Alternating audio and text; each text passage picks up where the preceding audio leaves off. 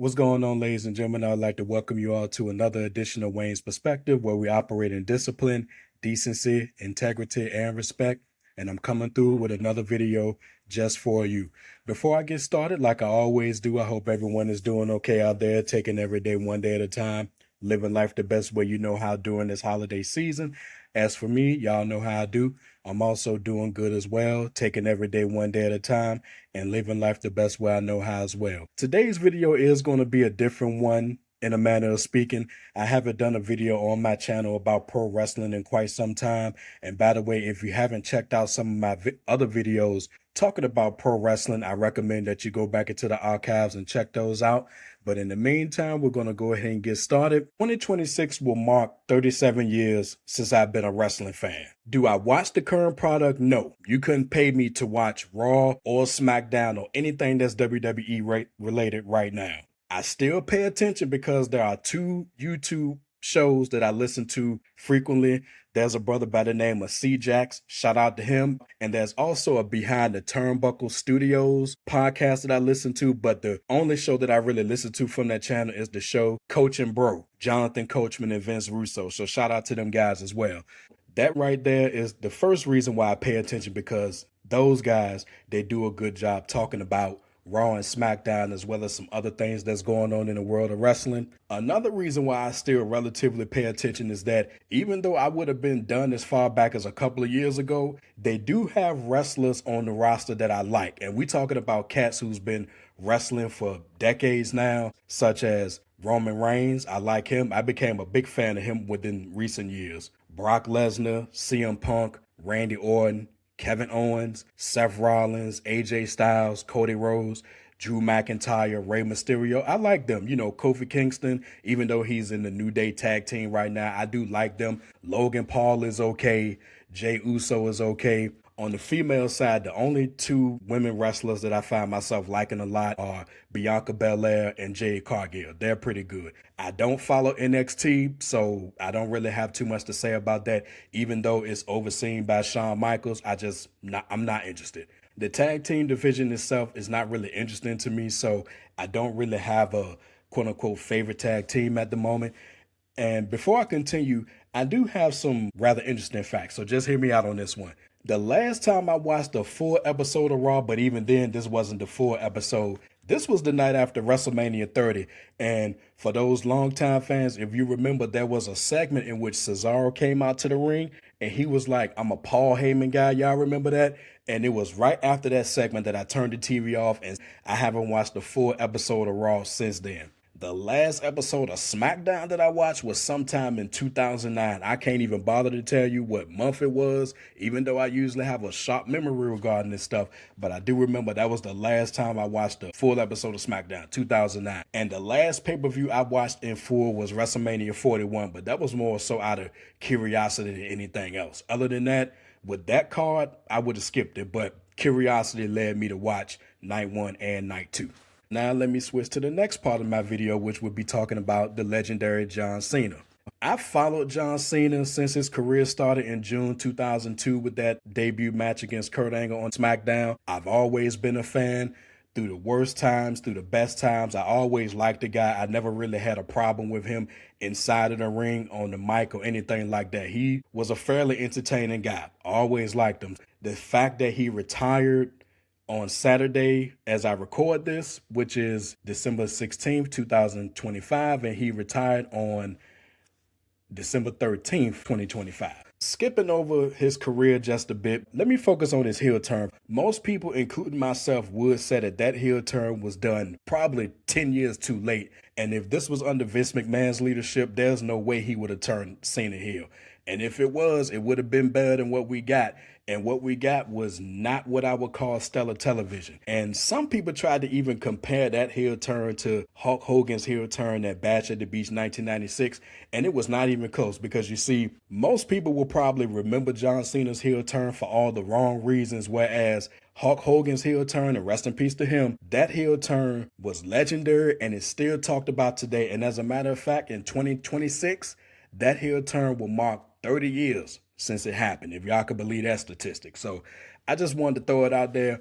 That was not compelling TV at all. The last thing I want to talk about here before we get to the main event is John Cena's retirement. Now, based on what I saw, it was a sad thing to see after all these years. And trust me, the product itself is going to be very, very different without John Cena. And I wouldn't be surprised if there is a mass exodus from WWE regarding some fans because John Cena ain't wrestling no more. And y'all can forget him going to AEW. That's just not going to happen. But the Gunther factor is puzzling as well because outside of that triple threat match with Drew McIntyre and Sheamus at WrestleMania 39, which was the best thing that he's ever been a part of, I don't see the appeal in this guy.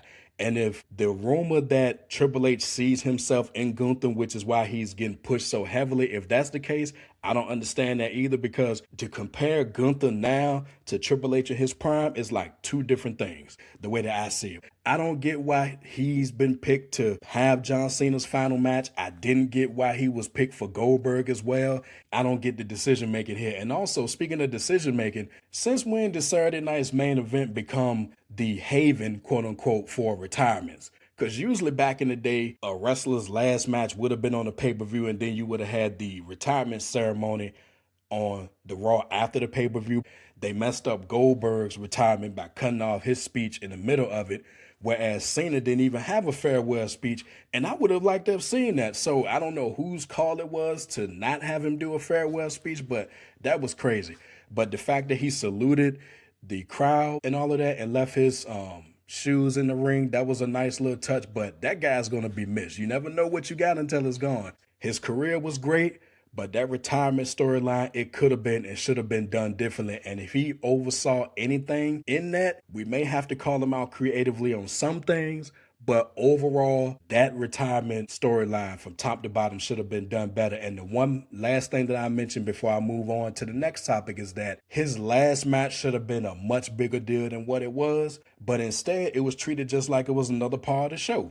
I'm not sure how y'all feel about it. Let me know in the comments. With all that being said, we're going to get to the quote-unquote main event of this video. Let's talk about Triple H again. And I'm going to repeat some things that I said in a previous video talking about pro wrestling. I've been a fan of Triple H since he came to the company in 1995. So yes, this guy's been with WWE for 30 years. He really caught my eye the night that he quote-unquote married Stephanie McMahon on that episode of Raw in November 1999.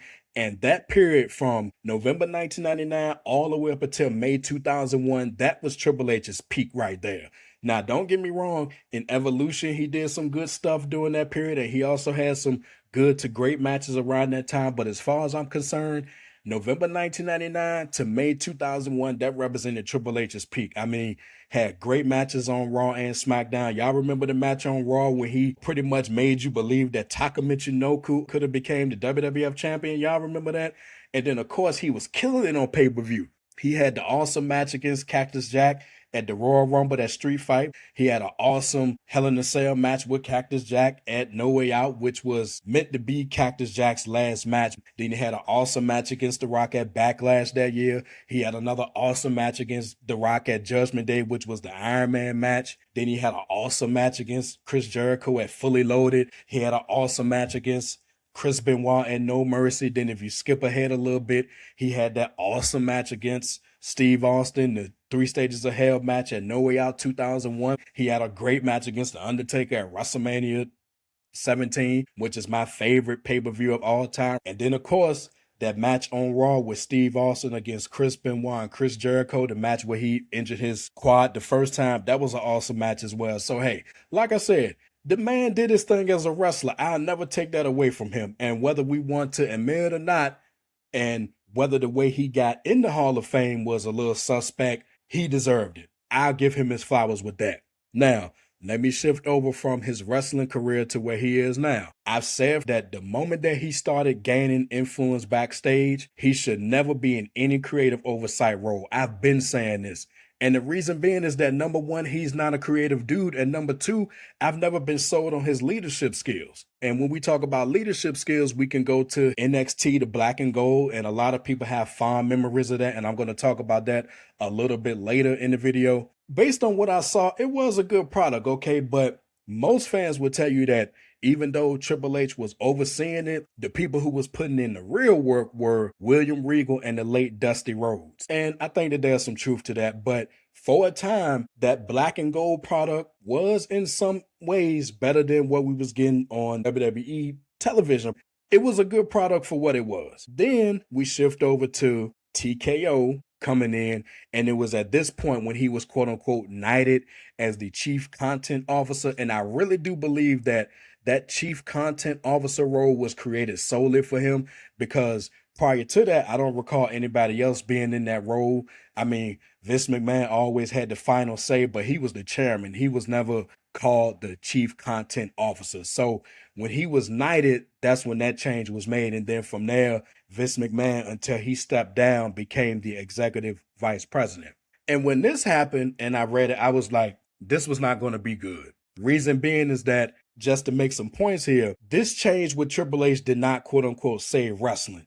And I still can't believe I read that somewhere. I believe it was on a video I looked at maybe a year or so ago. Okay, last time I checked, the WWE specifically and pro wrestling in general was not on its deathbed before TKO came in and took over things. Next up, this change with Triple H did not result in a boom period. Now, let me tell you something. Longtime wrestling fans such as myself, we remember what a boom period was. And the last true boom period in wrestling was the Monday Night War era from September 1995 to March 2001. But like I said, wrestling is not in a boom period. Wrestling hasn't been in a boom period for decades now. And quite frankly, in my view, we're never going to see a boom period.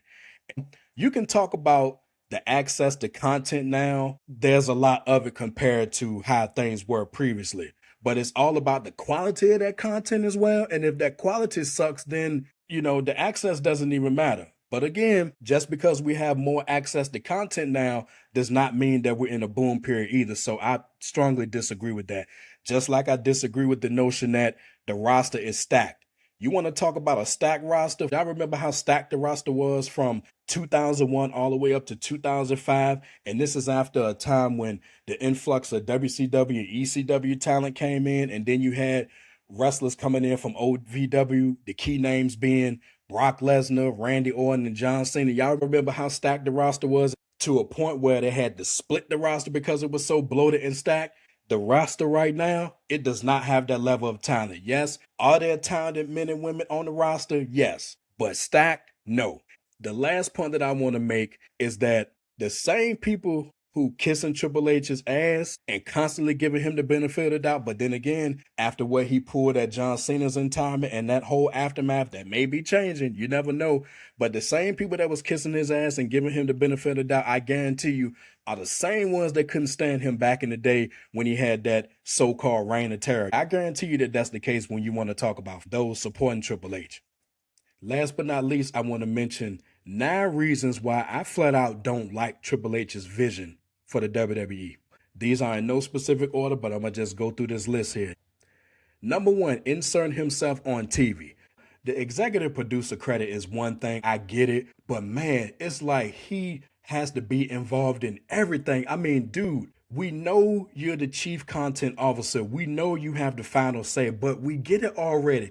And he just have to insert himself everywhere, whether it's on promotional posters, videos, lending his voice to things. We get it already. Can you do your damn job behind the scenes and just stop inserting yourself everywhere? It's like he insert himself everywhere to a point where it just gets annoying just to see him. And you want to talk about egos. As a longtime wrestling fan, I know that wrestlers have big egos. You cannot be in the wrestling business without it. But with this dude, it's another level. I think he may have the biggest ego I've ever seen of anybody in the wrestling business. And that covers a lot of ground. But like I say, he just got to insert himself. I mean, to start pay-per-views as well, to start Raw, to start SmackDown. It's like, we get it already, dude. We get it. Second thing, the elaborate sets are gone. Y'all remember the elaborate sets back on Raw and SmackDown and even the pay-per-views? Everything had a different feel. You don't see that no more. And it just looks so watered down, like they trying to save money, but at the same time, y'all touting how much money y'all making. Well, can't y'all take some of those millions and upgrade these sets? I mean, that's not going to change the quality of the product. Y'all remember how the Titantron looked on Raw back in the day. Remember the SmackDown fist and remember the elaborate sets from the pay-per-views? We don't see those no more. Now, to this day, they'll go all out for WrestleMania. I give them that, but everything else looks just like the previous show. And the next one after that, and the next one after that. It's crazy. Number 3, no pyro to start the shows. Y'all remember how the pyro used to start Raw, used to start SmackDown, used to start the pay-per-views? We don't see that anymore. Just like we don't see the Titantron videos, you know, when the wrestlers coming out and you have that production crew who used to make excellent videos for the wrestlers. We don't see that no more. Now, don't get me wrong, the CGI graphics, that's cool, but it's nothing like seeing those Titantron videos or the Tron videos, whatever you want to call it. Just makes it good to be a part of the show. And also, let me go back a little bit regarding John Cena. I didn't mention this earlier. It was a pleasure to see him live. I got to see him live twice. I went to the Armageddon 2006 pay-per-view at the former Richmond Coliseum. I saw him live there. And I went to the first Marina Arena in Baltimore, Maryland for the Backlash 2008 pay-per-view. So it was good to see him live. Pardon me for not mentioning that earlier. So let me get back on topic. Okay. So the last thing I said was no pyro to start the shows. Number 4, Raw with that black ass mat. Now, the last time I checked, that black mat was still on the show. Y'all let me know if I'm wrong on that. And then on SmackDown, you got that dark ass blue mat. I do not like that. And it's almost like this guy is trying to take his vision from NXT, almost like you're looking at a upgraded version of NXT, but it's on the main roster. And I know it's like a little cosmetic thing, but still, that black ass mat on Raw and that blue ass mat on SmackDown, I can't stand it, y'all. I can't stand it. Number 6, and everybody has a problem with this, the ads. You see an ad, you see ads on Raw, you see ads on SmackDown, you see ads during the pay-per-views. And it just confirms that the company is just way too commercial. More commercial than it has been in the past. Now, don't get me wrong, since the company went public, there's always been some level of commercialness with them. And I don't even know if commercialness is a word, but bear with me. But now with TKO here, I mean, it's overdone now to a point where it just makes you sick to see constant ads. And when you're seeing ads on tables and stuff like that, that's a problem. Number 7, the brand split. Again, this roster is not stacked at all.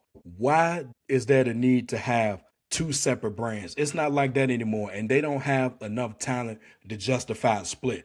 Back then, even though I wasn't a fan of the brand split, you can say that, okay, considering the stacked yet bloated nature of the roster, they needed to split it. But now, just merge these 2 rosters and just don't do a brand split ever again. You don't have enough talent to sustain it, okay? That's number 7. Number 8, non-existent storylines. And it's like, I never thought I would see the day when actual storylines would take a back seat to whatever else is going on.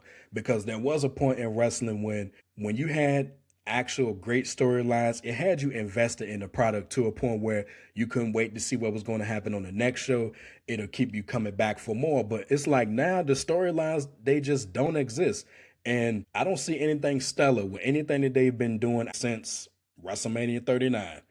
And then number 9, I'll put these both in the same category, if you will. This new era talk and then trolling. But let me start with the new era. It's like, dude, how many times are you going to come out and say this is a new era? It's almost like it's a joke.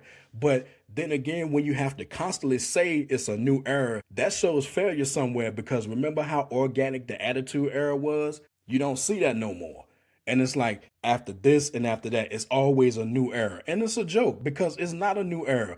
And some people tend to believe it. Why? I don't know. But when you have to keep saying it's a new era, that means it isn't one. And then trolling.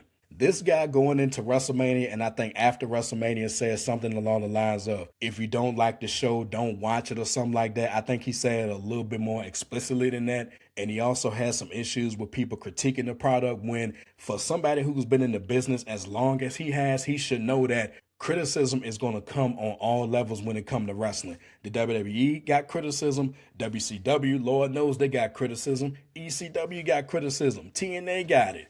AEW gets it. So what makes WWE immune from criticism? Nothing. And told people to F off. It's like, dude, you really full of yourself. And that goes back to his big ass ego. He got the biggest ego in wrestling of all time. It seems like this is starting to catch up with him to a point where he's getting booed now. And that goes back to John Cena's retirement. I mean, really, did he have to be in the ring for that? If you want to get in the ring and shake his hand and give him a hug or something like that, that's one thing. But do you have to insert yourself into that? And then for him to get booed after the fact, yeah, I think he should boo him and boo Stephanie. And that should follow him wherever he goes, to a point where you ain't going to want to show your face out there because you're going to get booed. But knowing him and his ego, what is he going to do? He's going to mistake that for he or he, thinking that he's the star of the show, but he's not the star of the show because he can't wrestle anymore. You know, it's that simple. But the bottom line here is that, again, he should not be in this role. Who I will put in this role, I don't know, because whoever has it gonna always get some level of scrutiny. But if you do your job, then you wouldn't have to have as much scrutiny, now wouldn't you? So that's the thing. Again, like I said, he should not be in any creative oversight role ever again after this. He's not a creative guy, and he doesn't have solid leadership skills. Then lastly, this is the result of when you want Vince McMahon out of the picture so bad. At the end of that retirement for John Cena, what was happening? You had "We Want Vince" chants. I was never sold on the idea that everything was going to get better when Vince McMahon was out of the picture. The dude is not perfect, but would I like him in this role? Yes. I would take Vince McMahon's leadership over Triple H's leadership any day. I would take ruling with an iron fist over trolling and just inserting yourself every chance you get. You know what I'm saying? But again, these are the results of that. And if this guy is still in this position a year from now, I'll be real surprised. And I'm almost at the end of the video, but again, this is the life of a wrestling fan. It's almost approaching 37 years for me. Even though I don't watch the product day to day like I used to back in the day, I always cherish my classics. I got my own collection, so that's good enough for me. The only other thing that I want to say before I fully close the video is that I do want to do some type of John Cena project talking about his greatest matches as a collaboration with somebody else, maybe 2 or 3 other people in addition to myself, talking about his best matches. If you're interested in doing a project like that, holler at me and maybe we can work something out. And on that note, I'm going to go ahead and get the video closed here. If you like what you heard and you're ready to become part of Team Discipline, go ahead and hit that like button and drop some comments if you're feeling the content. Let me know what you think about not just my years of being a fan, but also your thoughts on John Cena and your thoughts on Triple H's wrestling career and your thoughts on Triple H after wrestling, in this case, the Chief Content Officer role. Let me know your thoughts on that. And last but not least, hit that subscribe button along with the bell so you're notified when I drop new videos. And until next time, my people, take care of yourselves and remember, the power of the mind is valuable.